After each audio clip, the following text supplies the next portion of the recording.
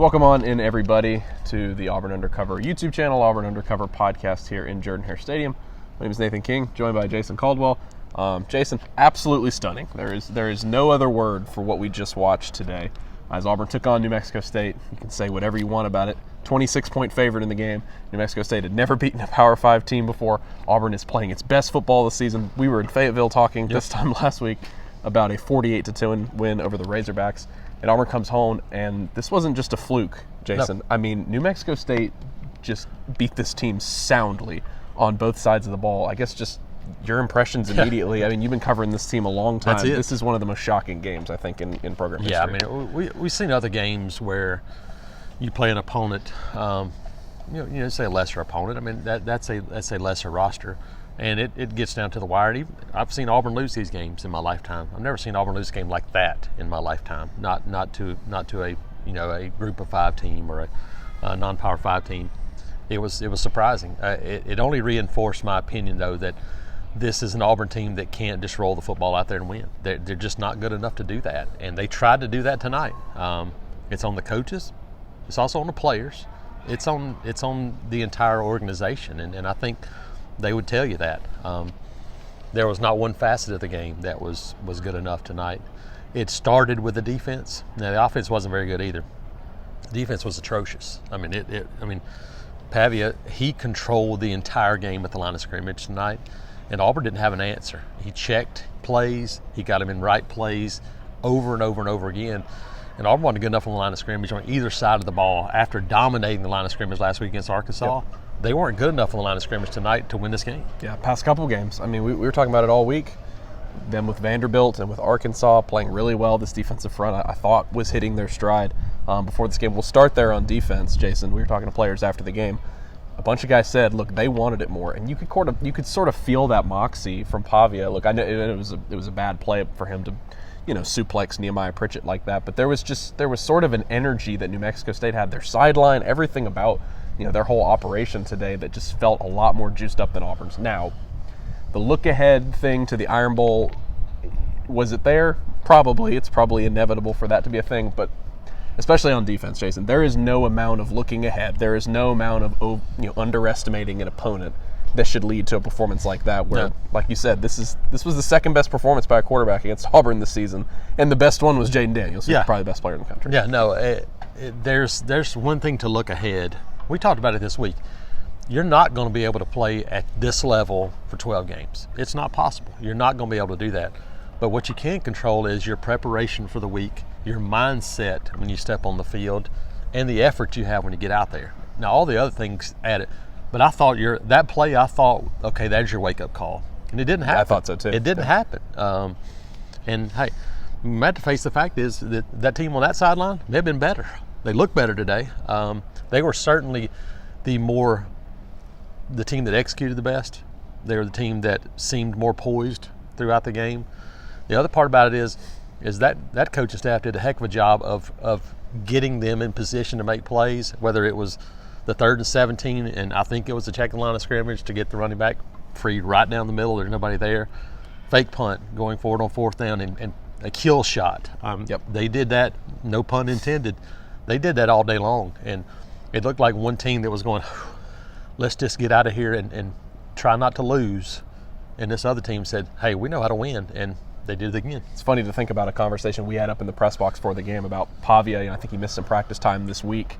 They've already locked up a spot in their conference title game. We were sort of having, hey, I wonder if maybe not actually thinking it would happen, but him sitting out this game, like just the thought process of it. It's like, oh, well, they're already in it. This isn't a game you're going to win. It's not even a conference game, even if you do win it. The thought of that is just crazy now with how much, like you said, he just energized this entire team. And you're right, Jason, whether it was the plays where he was able to slip away, make a throw on 3rd down to beat Auburn, the 3rd down conversions with his legs. Obviously, they rolled the dice well on 4th down and were able to convert on that. That just seemed like a team that wanted to win a lot more, and that's what players said after the game. And, Hugh Freeze talked about it. He said, look, the wide receivers looked slow coming in out of breaks. I thought the defense looked slow at the edge. New Mexico State was able to get to the edge time and time again, whether it was Pavia, whether it was the backup quarterback who's wide receiver. Mm-hmm. They ran the same play 3 or 4 times in a row, and it worked every time. The running back was getting to the edge. I mean, yards rushing for New Mexico State. What was the total? Well, they had as many rushing yards, 213, as Auburn had total yards. 213 yards rushing. Yep. after just slamming the door on Arkansas and KJ Jefferson a week ago, that's the most shocking thing of the day for me. Yeah, and you were right about them getting together. Look, Eli Stowers, he's a former Texas A&M quarterback. Correct. Yep. Now he's in there playing receiver. He's playing, kind of a Wildcat wildcat quarterback guy. And these are not, like Free said, all credit to what New Mexico Correct. State did. But you're exactly right. This is not even the caliber of skill players that you're seeing most of the season. Yet they were able to do pretty much whatever they wanted on offense. Quickly though, I want to touch on Auburn's offense. Bunch of steps back. Look, they were not incredibly impressive statistically the past few games, but the confidence was there. You felt like, here's the system, we're running it. Peyton Thorne is in better spots. Jarquez Hunter, 3 straight 100-yard games. Look, 2 of 9 on third down in this game. It felt like they were reverting to a lot of the issues. It felt like Cal, where it was penalty, 3rd and 10. I'd love to know how many of those were less than 3rd and 6. Yeah.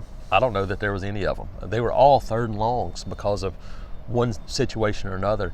It felt like the Cal game where you go like, make a play, holding call. You first down, holding call.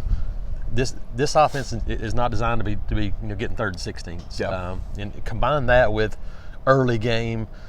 New Mexico State drives the field. Even if they punted one time, they punted to the 5-yard line. And so it was a combination of field position and penalties once again that they never got untracked all day long. Yeah, you mentioned field position. That's not even something we mentioned yet. New Mexico State completely controlled the game. Their second drive of the second half ended with like 8 minutes to go in the game. So they completely controlled it. We're scoring on those drives. And on the flip side, Auburn, we talked about it after the game, you and me, Jason, when their back was against the wall and you felt like, all right, maybe this upset chance is real, maybe it's not. They're going to get it going here, right? They go 3 and out in 77 seconds. New Mexico State goes back on the field and drives down. Because they had to go fast. They knew we got to go score. We got to do these things now. And then when it didn't happen, it was over with. The first quarter was the same way.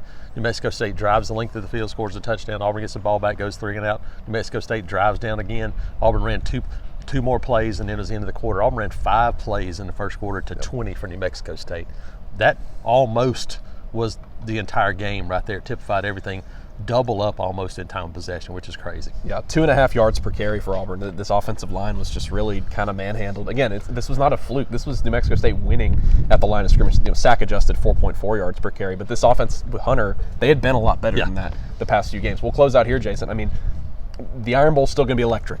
It does not matter what kind of product Auburn is putting on the field, but I think there's just a big level of disappointment. I mean, that's probably an understatement when you lose by 3 touchdowns to New Mexico State. Big level of disappointment for Auburn, the fans, the program, with the way everything was trending. Now, does this change recruiting? Maybe, maybe not. It depends. But you felt like, hey, we can be on a 4-game winning streak going into the Iron Bowl. And now there's going to be a lot of looking back this week and people saying, what could have been in this game, and now you're going to the Iron Bowl, with a dud behind you instead of a 4-game winning streak. And what it changed a little bit in terms of momentum is potentially it maybe backtracks you a little bit for a bowl game.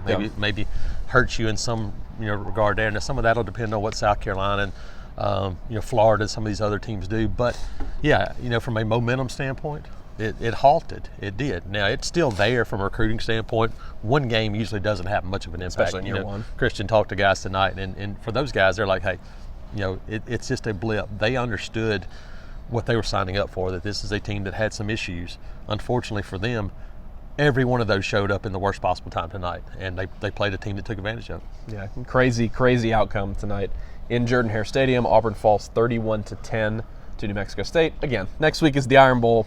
This place is going to be rocking. It's going to be an incredible environment. And would I be shocked if it's a 1-score game in the fourth quarter next Saturday? Not. Absolutely not. I would honestly kind of expect it with the way that seems to go. It always seems like Auburn's able to give Bama a good game here. But shocking result. Jason Caldwell, I'm Nathan King reporting from Jordan-Hare Stadium. Thanks for tuning in. AuburnUndercover.com, Auburn Undercover YouTube channel. We'll talk to y'all later.